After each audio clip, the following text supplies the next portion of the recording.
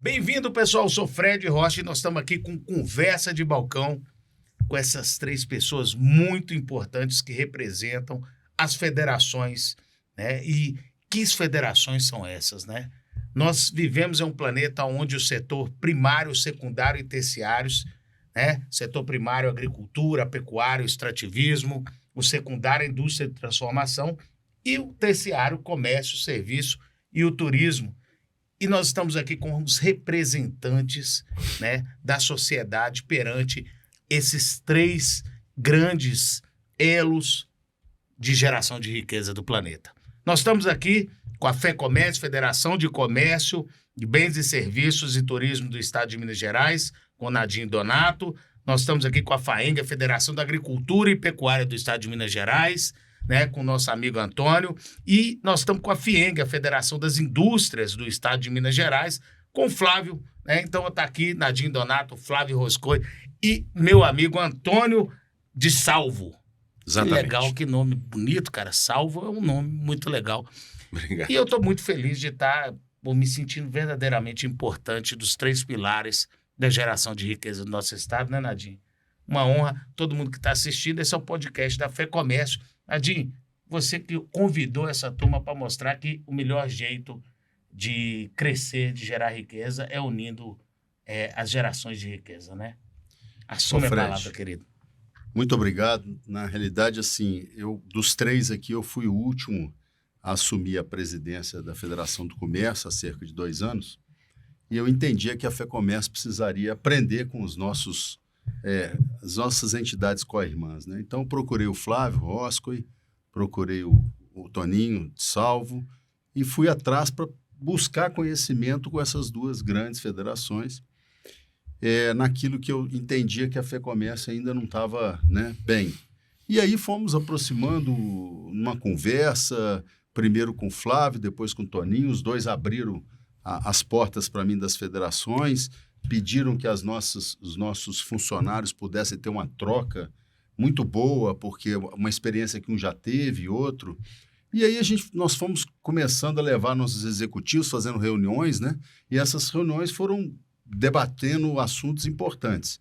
Então, a coisa que, assim, de uma visita informal, só para bater um papo, gerou uma necessidade de conhecimento, uma necessidade de entrosamento, um benchmarking, e acabou dando nessa união das três federações, no sentido da gente estar proporcionando aí aos nossos, vamos chamar de clientes, né? Aqueles que a gente precisa representar, que exatamente o que você comentou, são as pessoas produtivas desse estado, uma troca muito grande, muito boa, e que está enriquecendo mais.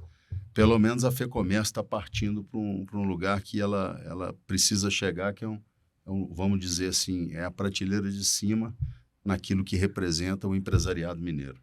Pô, muito bacana, né? Flávio, como é que a FIENG enxerga, né, essa parceria junto com a FEComércio para acelerar, para alavancar mais as pequenas indústrias, médias e até as grandes do nosso estado? A melhor troca que existe é a troca de conhecimento, porque os dois saem ganhando, né? Ninguém perde nada. Quando você troca um bem, você geralmente troca um bem por outro, mas quando você troca conhecimento, relacionamento, você soma, ambos ganham, porque todo mundo tem o que oferecer. Então, as três entidades do setor produtivo trabalharem juntas, sem vaidade, é muito relevante, e os setores são interligados, né? A indústria produz para vender, quem vende é o comércio, né? A indústria, boa parte da matéria-prima da indústria vem da agricultura. Então, a agricultura vice-versa, ela pode vender para o comércio ou ela vende para a indústria. Então, nós estamos conectados. Não existe setor produtivo segmentado. Infelizmente, a gente aprendeu a segmentar para valorizar. E até mesmo das próprias cadeias tem a segmentação. Sou produtor disso, sou produtor daquilo. O que importa é que estamos todos no setor produtivo, todos nós contribuímos para o aumento de produtividade da sociedade e juntos nós podemos mais, porque a gente vai tirar os gargalos das cadeias. Ah, que bacana, muito importante. Antônio, qual que é o impacto para o pequeno produtor rural essa união toda aqui, junto com a indústria, essa cadeia, gerando cada vez mais riqueza em conjunto, porque aí as coisas funcionam muito melhor, né? Sim, não é um impacto. Primeiro, agradecer Nadine e Flávio por essa parceria que deveria ter sido feita há mais tempo, mas nunca é tarde para se começar. Então, parabéns, vamos continuar juntos. Não tem impacto só para o pequeno, tem impacto para todos nós. O setor produtivo nosso, mineiro, é o mais diversificado do Brasil. Nós temos aqui diversas cadeias. Somos o maior produtor de café, o maior produtor de leite, o maior produtor de batata inglesa, o maior produtor de florestas plantadas hoje de todos os estados brasileiros. Mas o pequeno produtor, nosso, na sua grande maioria, e temos que lembrar que aqui em Minas 90% dos produtores são pequenos, precisam dessa interação. Então nós temos que pensar maior. E a união dos setores, a união do setor produtivo com o comércio, vai nos trazer uma melhoria de preço no que nós vamos produzir, de qualidade que nós vamos produzir. Mas o mais importante disso tudo, ao meu ver, é entendermos que o diálogo está acontecendo também dentro dessas federações. E acho que nessa sociedade moderna, quanto mais conversarmos, quanto mais interagirmos, melhor será o nível de representatividade que nós vamos ter com todas aqui, com toda a parte da sociedade mineira e brasileira.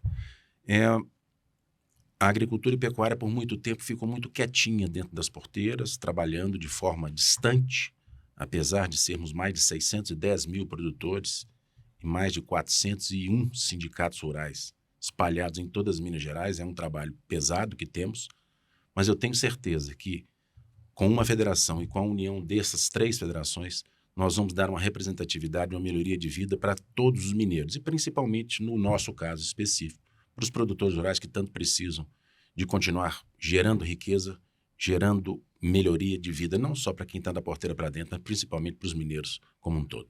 É muito bacana isso. Você que é dono de um negócio, não interessa qual, a importância de entender a função da federação em cuidar da sociedade, em representar a sociedade perante os políticos, perante os nossos interesses e defender esses interesses. Mas eu queria pensar um pouco à frente, vamos para o futuro. Nós vivemos um desafio, a tecnologia vem acelerando e mudando conceitos que até então eram pragmáticos. Como nós estamos falando aqui do setor primário, secundário e terciário, sempre funcionou, né? A fluidez do comércio. Você produz, você industrializa, você vende. E nós vivemos um momento hoje onde a tecnologia tem mudado um pouco essa distribuição de riqueza, né? Hoje você que produz consegue vender direto, a indústria está aprendendo a vender direto, o comércio está tendo que se movimentar para não vender só produtos e sim levar experiências, aprender a gerar mais valor para poder te representar lá na ponta, para poder vender seu produto. Nadine, como é que você enxerga o futuro do comércio, do serviço, do turismo para o nosso empresário que está nos assistindo? Você falou uma coisa muito importante. Hoje existe uma cadeia direta, né? E essa cadeia, ela é natural e isso acontece e vai sempre acontecer desde que a pessoa consiga chegar até o consumidor final. É lógico que a tecnologia ajuda nesse ponto. Seja até um smartphone com um contato direto ali no WhatsApp, uma venda direta, enfim. Isso acontece. Mas independente disso, eu acho que o movimento de esclarecimento de um produto, de conhecimento do produto, de atendimento, isso não muda. As pessoas, elas podem buscar o conhecimento na inteligência artificial. Mas na hora de ser atendida, existe uma diferença, principalmente no Brasil. Eu costumo brincar o seguinte: nos Estados Unidos você tem self-service, no Brasil você tem me serve. As pessoas gostam de ser servidas, né? E haja visto quando você viaja, você senta num restaurante, num bar, né? Você não gosta de ficar levantando para pegar uma cerveja e voltando para pegar um tira-gosto. Sabe aquela coisa? Então, existe esse atendimento, esse momento com a pessoa único. E o comércio se prepara para isso. Hoje, grande parte do emprego está no serviço, né? Ele fluiu, né, da agricultura, foi para a indústria, foi para o comércio e agora está chegando em serviços. Então, esses serviços, e ele é vasto, né, é grande, ele vai crescer e continuar abrangendo a mão de obra. E esses serviços são pessoais. Então, o comércio, de modo geral, no futuro, ele precisa se preparar para esse atendimento exclusivo, por mais que exista uma ligação direta, e também, logicamente, aproveitar um pouco dessa tecnologia, porque o comércio, por exemplo, hoje você tem grandes empresas já fazendo venda com equipamento virtual, né? Você tem grandes redes nos Estados Unidos que a inteligência artificial ajuda o funcionário a ver a metodologia de trabalho dele durante o dia, para ele ser mais produtivo. Então, isso tudo beneficia também o comércio, de certa forma. É lógico que muda e é importante que muda. É uma dinâmica muito grande. A cada ano que passa, se evolui muito rápido. Mas nós temos o nosso espaço, basta saber trabalhar melhor nele. É muito bacana. E aí a gente vai para a indústria, né? Esse desafio de embarcar tecnologia para ganhar competitividade, para brigar com China, para brigar com esses grandes países produtivos. Flávio, como é que você vê o futuro da indústria mineira? E o que vocês estão fazendo aí para acelerar cada vez mais? Acho que é uma grande oportunidade para a indústria brasileira, não vou dizer só mineira nesse momento. Primeiro é a pegada de carbono, uma indústria, nossa matriz energética é limpa, né? Boa parte dela é de fonte hídrica, hidrelétrica, que é uma fonte muito pouco poluente, apesar da gente ter demonizado as hidrelétricas no passado recente. É hora de resgatar essa, porque a matriz energética brasileira é limpa por causa da energia hidráulica, que vem dos rios, dos lagos, né? E isso é muito relevante. Então, essa pegada verde da indústria, ela é muito importante no mundo que está pregando o quê? A descarbonização, menor emissão de CO2. E o Brasil é imbatível nesse ponto, seja porque tem vários potenciais no campo, né, de recuperação, além do que o campo também preserva boa parte da mata. Nós temos, conforme o Toninho mesmo disse, um maciço florestal, o maior maciço florestal do Brasil está em Minas Gerais hoje, e boa parte dele é para a indústria, ou quase que a totalidade dele é para a indústria. E isso dá uma menor pegada de carbono, porque enquanto o mundo tem carvão mineral, nós temos carvão vegetal, que emite muito menos CO2. E o carvão está na base de boa parte da atividade industrial. Então, isso é relevante, mostra a importância da integração. Sim. E é a oportunidade, porque nós, com menor pegada de carbono, o nosso produto, em breve o produto no mundo, ele vai ter dois preços. O preço unitário, em dólar, em reais, na moeda que for, e o preço do carbono. Quanto que ele emitiu de carbono? Se ele emitiu muito, ele vai ter uma penalidade. Então, essa oportunidade está aberta, porque em breve será precificado. E o Brasil tem um grande potencial. Então, o futuro da indústria brasileira hoje já é grande, porque o próximo ativo a ser valorizado pelo consumidor, pelos países, é justamente a pegada ambiental. E a pegada ambiental do setor brasileiro como um todo é muito boa. Então, o Brasil tende a ganhar mercado. No que tange a tecnologia, essas cadeias integradas são justamente o ponto forte do Brasil. Aqui em Minas Gerais nós temos uma mineração muito forte e a maior indústria nossa é o polo mineiro metalúrgico, tanto a mineração é a indústria, como também as suas etapas subsequentes. E a outra nós temos também o setor de alimentos, que é a segunda maior indústria em Minas Gerais, que também conta com a força da nossa agricultura, que já é muito tecnificada, muita tecnologia. Então, tudo isso embarcado dá uma menor pegada de carbono e vai ser portador de futuro para a nossa indústria, para a nossa sociedade. Vai ajudar também o varejo, né, o comércio, já que esses produtos, eles tendo vantagem competitiva, eles terão acesso aí ao mundo inteiro, não somente ao Brasil. E quem sabe o nosso comércio possa internalizar a qualidade desses produtos com baixa pegada de carbono. Ô Flávio, talvez até o telespectador, na hora de te ouvir, eles iam imaginar que você ia responder dos bracinhos de robô que estão vindo para isso, para ser... Eu fico muito feliz em ouvir essa preocupação com a indústria. Recente, num evento em Nova York, praticamente 80% das falas foi o que nós estamos devolvendo para a natureza. A gente está tirando e não está preocupado em devolver algo que seja importante para o nosso futuro. Quando a gente vê uma indústria preocupada em cuidar do nosso lado, dos nossos filhos, dos nossos netos, caramba, isso é muito legal, né? Você vê essa preocupação. Talvez as pessoas esperavam algo bem tecnológico, vão falar de... Não, olha só a preocupação da indústria. produzir com responsabilidade e, com isso, cuidando da natureza, nós vamos ter produtos mais valiosos e que as pessoas vão buscar porque sabem que estão cuidando. Isso já é uma integração. Sim, completamente. Né? E Fred. já chega a pergunta, como é que está o futuro do nosso agro? O futuro do nosso agro, mesmo que as pessoas acham que não será bom, ele não é que ele será bom, ele será espetacular. Primeiro que na década de 70 nós éramos importadores de alimento. Isso tem pouco mais de 40 anos. E nos tornamos, graças ao pacote tecnológico que nós trouxemos para dentro das nossas fazendas, e aí a indústria, já falando aqui, a indústria foi responsável, máquinas de plantio direto. Não tem nenhum lugar do mundo que você planta sem arar e revolver o solo. O solo tropical é de um jeito, o solo temperado é de outro. Então, como a tecnologia era todo no mundo temperado, nós criamos a tecnologia nova aqui. Para isso, nós tivemos que ter um parque de máquinas diferente para a nossa agricultura. E a agricultura brasileira é imbatível. Não existe nada no mundo tropical. Se você rodar o globo, não tem nada no mundo tropical nem parecido com a gente. E nós somos hoje muito mais competitivos, inclusive com os países do hemisfério norte, que são os países que iniciaram. Então, nós estamos hoje com um pacote tecnológico completamente feito por nós, com um código florestal que nos obriga, e nós temos muito orgulho dele, que ele já está implantado, de termos aqui no estado de Minas Gerais, por exemplo, no mínimo 20% de área preservada, para melhorar o ar de todos nós. Então, todo proprietário rural precisa, na região sudeste, deixar pelo menos 20%, de área preservada. Isso significa que uma pousada de 10 quartos que você compra, 2 tem que ficar fechados para que todos ganhem.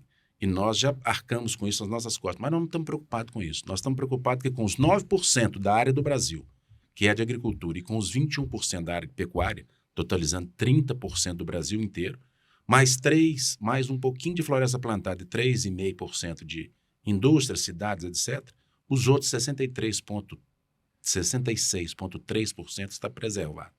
Então, não existe no mundo nenhum país que tenha a metade disso preservado. A Europa como um todo tem 5% de área preservada.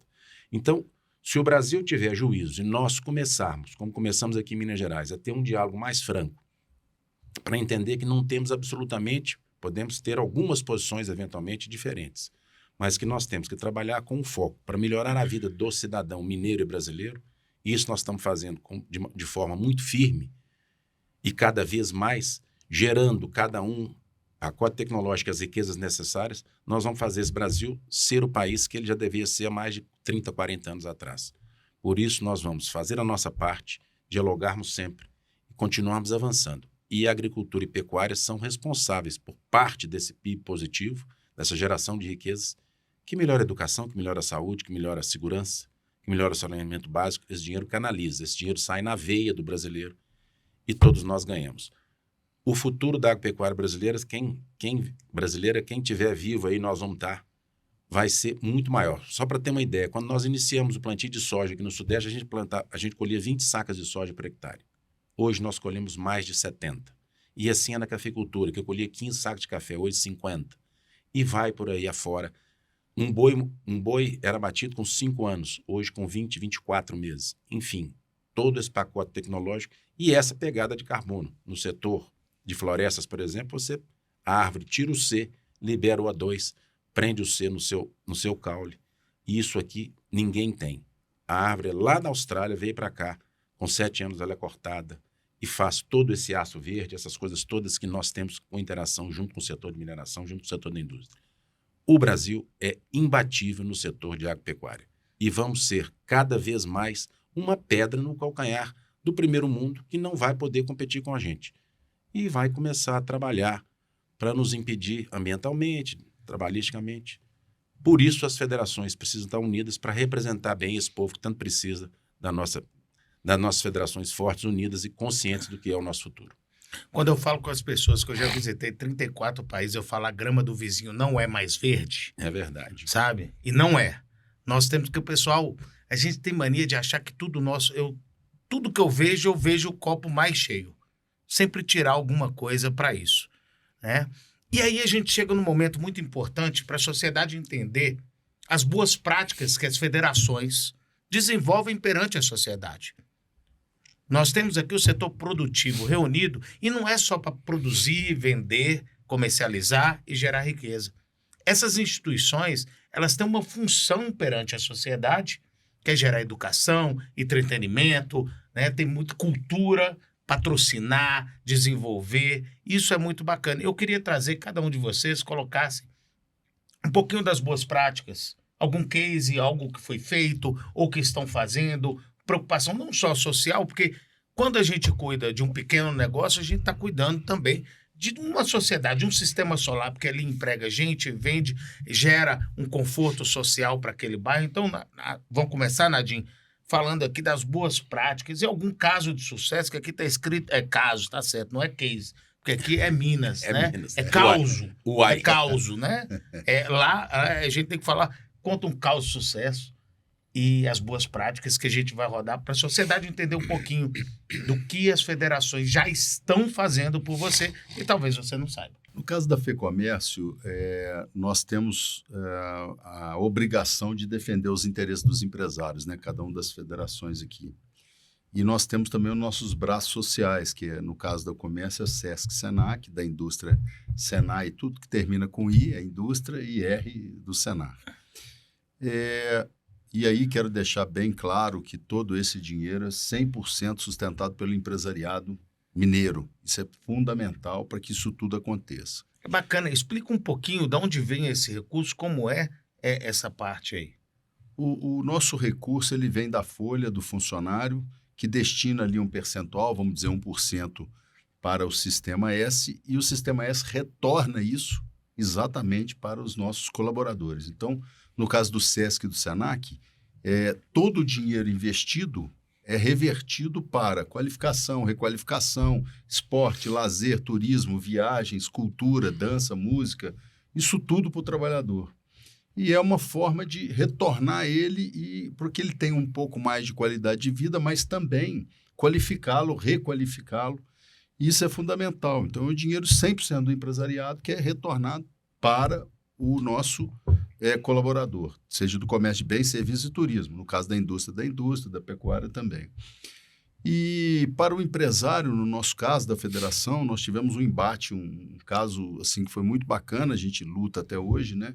Que é a questão dos sites estrangeiros em que eles não pagavam impostos. E isso é um inimigo oculto, né, Flávio? Nós tivemos um debate muito grande sobre isso, tirando empregos nossos, do Brasil, de Minas principalmente, fechando empresas e trazendo mercadoria da China ou de qualquer outro lugar sem pagar imposto.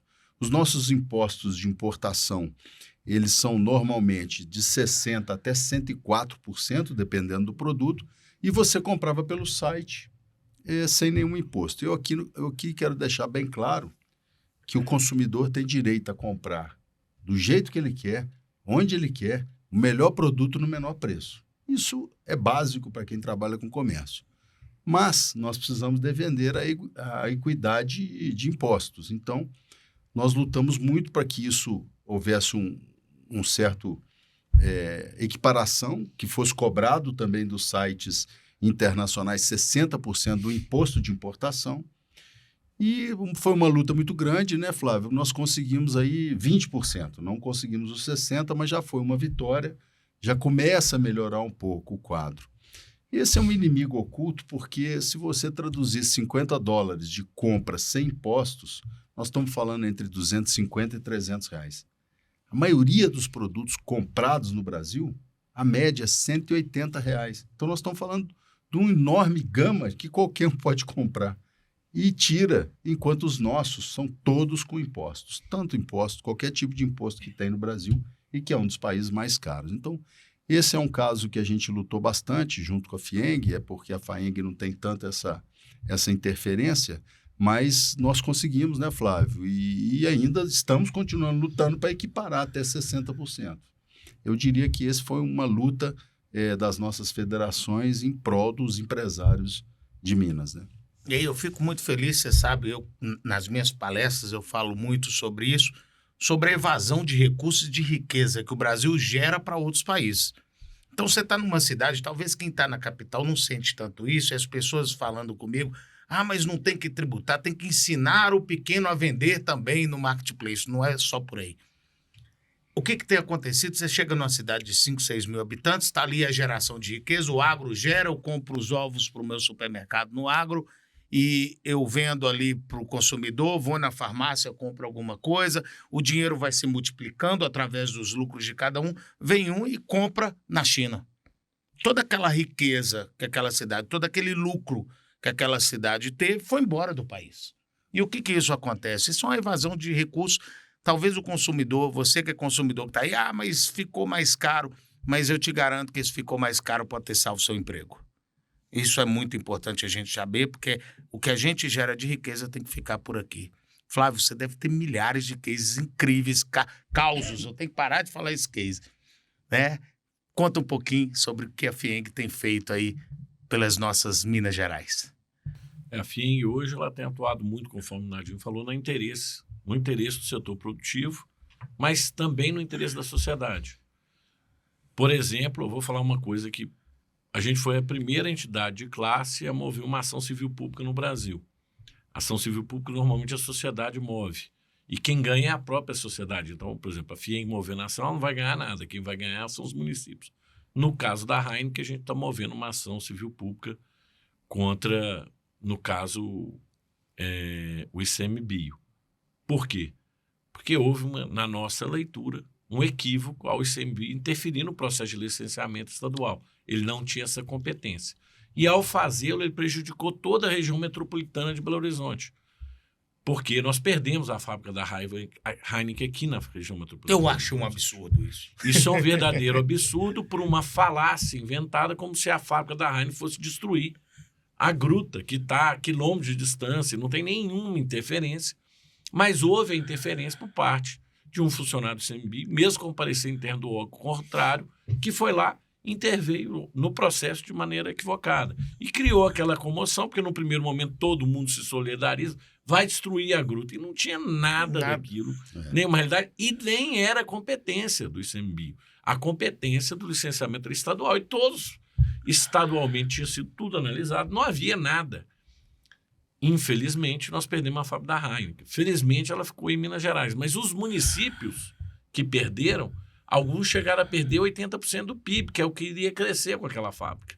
Queria arrecadar, empregar de qualidade. Então, essa é uma ação, nós estamos movendo uma ação contra o ICMBio para que os municípios e as pessoas que sofreram esse impacto sejam reparadas. Esse é um primeiro ponto. Quero dar um exemplo de uma ação já...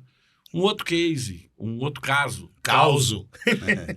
relevante a ser dito, eu diria na pandemia. A FIENG atuou ali, a ideia da redução e suspensão de jornada de trabalho saiu de dentro da FIENG para o governo à época, e a FIENG trabalhou, inclusive, na estratégia de aprovação, e foi um programa de muito sucesso, porque a redução e a suspensão de jornada permitiu que 12 milhões de pessoas no Brasil, na pandemia, mantivessem emprego. E em todos os setores, não somente na indústria, porque foi proposto para todos os setores. E isso fez com que as pessoas estivessem em casa mais tranquilas e continuassem a consumir. Porque se elas tivessem perdido o emprego, elas não teriam consumido. Por que elas mantiveram o emprego? Porque a União assumiu com um terço dos gastos, a empresa assumiu com um terço dos gastos e o funcionário recebeu um terço a menos. Como ele não estava indo trabalhar, o custo dele também era menor naquele período. E para ele era a melhor opção ter uma pequena redução no salário naquele momento do que eventualmente ser mandado embora na pandemia, quando ninguém sabia quando é que a economia voltaria a funcionar. Então foi uma solução criativa, saiu de dentro da FIENG, e a gente entende que afetou toda a sociedade. E eu poderia passar o dia inteiro aqui contando caos, mas manteve na pandemia... a roda da economia girando com uma atitude Perfeito. como essa. E na pandemia também a gente captou mais de 200 milhões de reais de doação de industriais para a FIENG, onde nós fizemos inúmeras ações, e a maior delas foi, nós desenvolvemos um respirador em conjunto com a empresa mineira, que não produzia respirador. Em 4 meses, aprovamos na Anvisa, produzimos e distribuímos para o estado de Minas Gerais 1.700 respiradores doados, sem nenhum centavo. Classe 3, que é o maior nível de respirador, para os CTIs do estado inteiro. Com isso, nós salvamos contabilmente mais de 80 mil vidas que não teriam equipamento.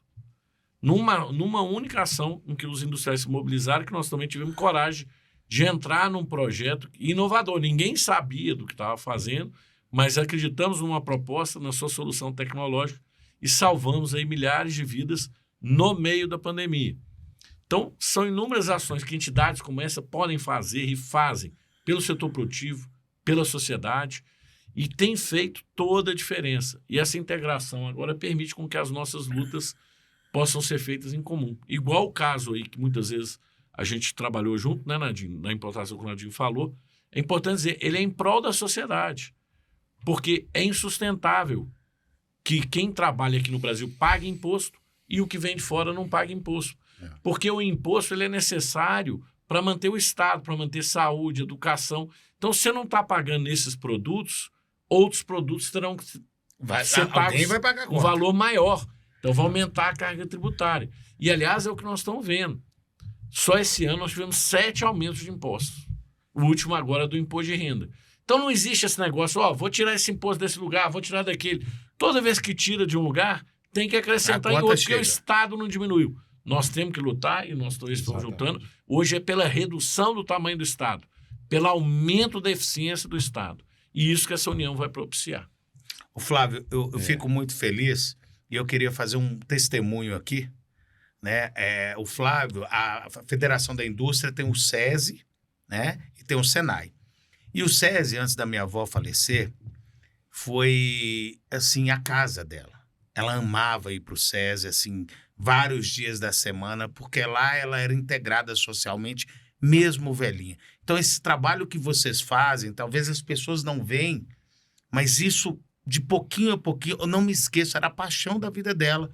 E papai fazia questão de levá-la sempre e buscá-la. Ela ia fazer o artesanato dela, ela aí tinha sempre um incentivo. Então, eu queria deixar aqui o agradecimento ao SESI, que deu para minha avó, com mais de 80 anos, uma vida normal, de gente normal, onde ela tinha como ir, ela tinha uma integração social, e é isso que as pessoas precisam entender, que essas federações fazem muito mais, não só pelo empresário, mas pela sociedade. É isso mesmo, Fred. Aproveitando a falar de você, que eu te conheci em Montes Claros, que é uma terra maravilhosa, perto da minha Curvelo, só para a gente também contextualizar aqui, nós tínhamos uma lei que estava parada aqui dentro da Assembleia desde 2015, que impedia você fazer barramento, e tornar aquele barramento, são pequenas barragens para segurar as águas das chuvas. A gente sabe que Minas, como um todo, tem um período bem marcante de seca, principalmente da região centro-norte, ainda mais encurtado, chove em novembro, dezembro, janeiro, fevereiro, e março costuma parar. Então, se já temos pouca água, mas chove 1.000 milímetros, e aí a gente vai lembrar que em Paris, por exemplo, chove 660 milímetros e o agricultor vive bem, porque tem uma distribuição boa. Se nós temos uma distribuição ruim, eu estou querendo beber um pouco d'água. Se você joga 2 litros d'água aqui, eu preciso guardar em algum lugar para beber depois. Mas se o Estado não me permite guardar, então esse PL de 2015 foi aprovado agora, graças a uma sensibilização da Assembleia Legislativa e do governo de Minas, para que a gente pudesse reservar as águas, para que a gente pudesse aumentar o percentual da agricultura irrigada em Minas Gerais. Se você está preservando o meio ambiente, vamos exemplificar, se você tem 10 hectares plantados e quer aumentar a sua produção, ou você põe uma irrigação naquele lugar e faz 2 safras, ou você desmata uma outra área para ter mais área aberta. Então, se você não pode crescer horizontalmente mais, porque as questões ambientais são muito, deixa você guardar a água que São Pedro nos manda para que a gente possa irrigar e fazer com que esse conhecimento milenar, que essa irrigação começou lá, qualquer um que sabe a história, lá nos rios muito bonitos na Mesopotâmia, onde a população começou a crescer, começou a produzir mais. Então, essa é uma das ações institucionais que nós fazemos. Além disso, já treinamos mais... A do leite é muito importante, o trabalho maravilhoso que vocês fizeram. Nós estamos com importação de leite, o Brasil importava de 2 a 3, até 4% de leite em pó, vindo dos países do Mercosul, leia-se Argentina e Uruguai. Essa importação foi aumentando 4, 5, 6, chegou a 10%. Isso deu uma bolha completamente descompassada dentro da cadeia. E aí vale lembrar que em Minas são 218 mil pequenos produtores de leite, que tiram até 200 litros por dia. Se você fizer uma conta de 200 litros vezes 2,50, vezes 15% de lucro, eles vivem com menos de R$2.000 por família. E esse leite chegando aqui, sem nenhum controle do governo federal, sem nenhum tipo de proteção.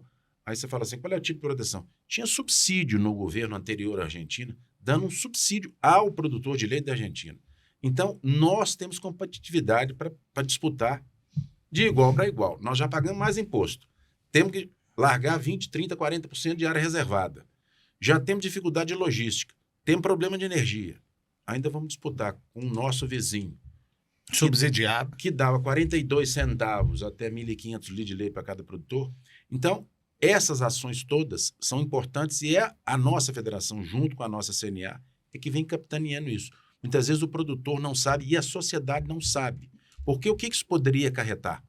Isso poderia acarretar, com num primeiro momento, um leite mais barato na gôndola do supermercado, mas um abandono da atividade por parte dos produtores. E aí, daqui a 1 ano, 2 anos, não tem leite para buscar na Argentina, porque eventualmente a moeda se estabilizou lá, você vai procurar e não dá para produzir leite da noite para o dia. Você tem que fazer uma vaca parir, começar a dar leite para bezerrinha. Então, é todo um... E aí poderia ter um leite de 9, 10 reais na gôndola do supermercado. Então, nós temos que entender que essas federações que aqui estão trabalham em prol de uma sociedade que precisa de ser mais bem representada. E essa união, com toda certeza, dos exemplos que o Flávio deu aqui, do treinamento que nós fazemos para a nossa mão de obra. Qual é o grande problema da qualificação da mão de obra no campo? Não é a qualificação, é a desqualificação. Então, não dá para operar um trator, um joystick, de um tratorista que operava um trator da década de 70. Não dá para pilotar um drone para você não ter contato com o defensivo agrícola, porque o drone você abastece ele aqui, ele sobrevoa, não tem... É uma máquina. Então, uma série de... Inclusive, o drone é um dos cursos nossos que não estava nem na nossa grade como os principais e hoje está em 3º lugar, como mais pedido. Então, significa que o campo está se tecnificando e nós vamos continuar fazendo a nossa parte, mostrando que temos consciência do nosso papel e vamos continuar firmes, representando esse povo nosso que tanto precisa e que tão bem faz para a sociedade, produzindo alimento, gerando riqueza e superávit. É muito bacana isso. E você vê uma simples ação do leite, parece pequena, mas é uma cadeia gigantesca. Só a logística, né? Que é os caminhõezinhos pequenos passando em frente aos produtores, está lá a lata de leite, pega, leva... Hoje tem lata mais não, hoje agora é tanque de expansão. Eu comprei as latas tudo para venda. Na sua venda tem umas latas que a gente Você viu? E eu entrei no avião com essas latas, até hoje o povo... Nossa, mas foi bem divertido isso. Mas eu fico... Dava para ficar o dia inteiro aqui, né? É muito legal. Dava. Indo para as nossas considerações finais, é que eu queria ouvir cada um de vocês, não só o que vocês esperam fazer pela sociedade, né? Mas o que vocês também teriam vontade, gente. Eu sonho ainda, através desse trabalho que a gente está, chegar e fazer algo mais e mais e mais. Que a gente tem acompanhado, tem um pouco mais de 1 ano que nós estamos trabalhando juntos aí, né, Nadinho? Isso. E a gente vê um resultado incrível. Você olha um pouquinho para trás, você já vê que já mudou muita coisa. Então, vamos para as considerações finais. Vamos começar com o nosso amigo Nadim Donato. Eu diria que as 3 federações têm uma capacidade muito grande de influenciar o setor produtivo. Porque nós, como foi dito aqui, cada um entende do seu setor profundamente, defende o seu setor, não só o empresário, como você também falou, do Sistema S, que defende toda a necessidade do trabalhador. Mas eu acho que, além disso, eu acho que nós deveríamos influenciar também na questão política. E eu vou explicar o motivo da questão política. Nós precisamos que as pessoas entendam o que é o setor produtivo, o que ele traz de benefício, que foi falado aqui hoje. Daqui a 2 anos, cerca de 2 anos, nós teremos eleição para governo. Precisamos dar continuidade de trabalho. Não dá para um entrar, acabar com aquilo que o outro fez. Você entendeu? Nós temos que dar uma continuidade e uma visão empresarial, né? Eu aqui não estou falando nem de partido, nem de pessoas.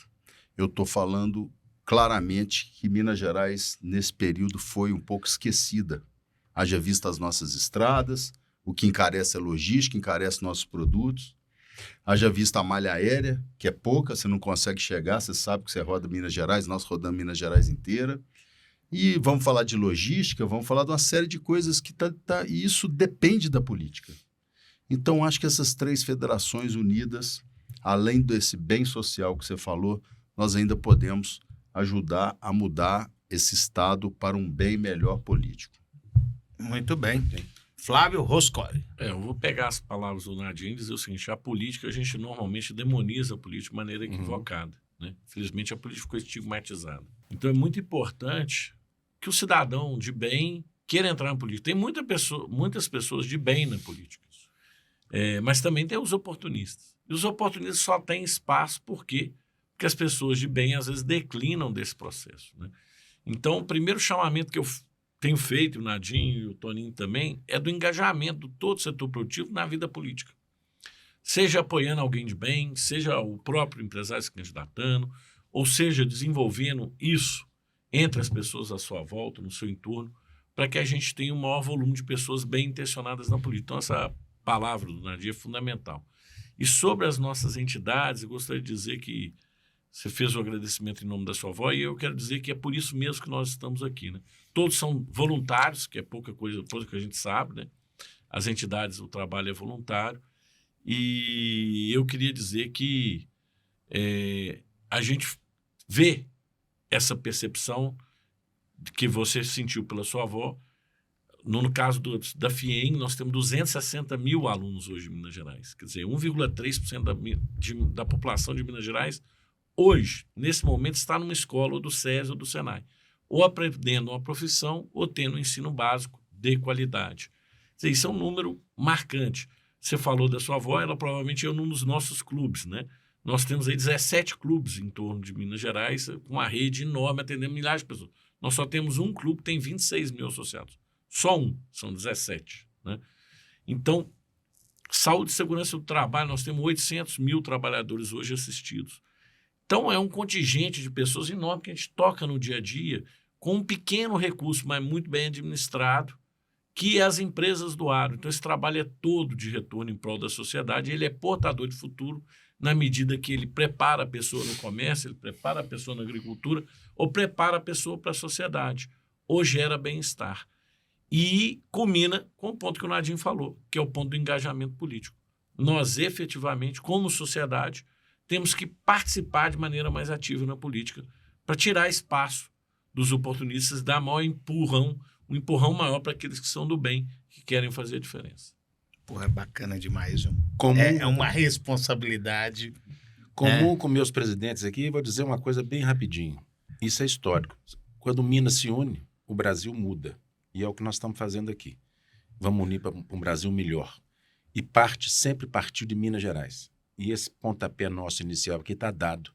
E nós vamos continuar em todos os setores, em todos e principalmente também na política, fazer com que pessoas de bem possam nos administrar e nos gerir, para que todos nós possamos ter vidas melhores. Eu Vamos acho juntos. muito bacana isso, Antônio, porque aqui não é 1 mais 1 mais 1, 3. Aqui são 1 mais 1 mais 1, que é igual a 10. Essas federações, elas mudam, elas ajudam e elas contribuem para a gente construir uma sociedade cada vez melhor. Né? Então, pessoal, é isso aí. Nós vamos encerrando. Eu espero que vocês tenham gostado, né? Aqui na Conversa de Balcão, com conteúdos, insights valiosos sobre cultura, educação, sobre negócios, sobre geração de riqueza. E não deixa de acompanhar, tá? A versão desse podcast também nos canais, né? Do Sesc, do Senac. Nós estamos no Spotify, nós estamos para todo lado. Nós estamos começando com tudo. Para quê? Para ajudar o empresário, para ajudar o trabalhador e para ajudar nosso estado a ser um estado muito melhor. Muito obrigado aos 3 que representam milhares. Obrigado. Muito obrigado. Valeu.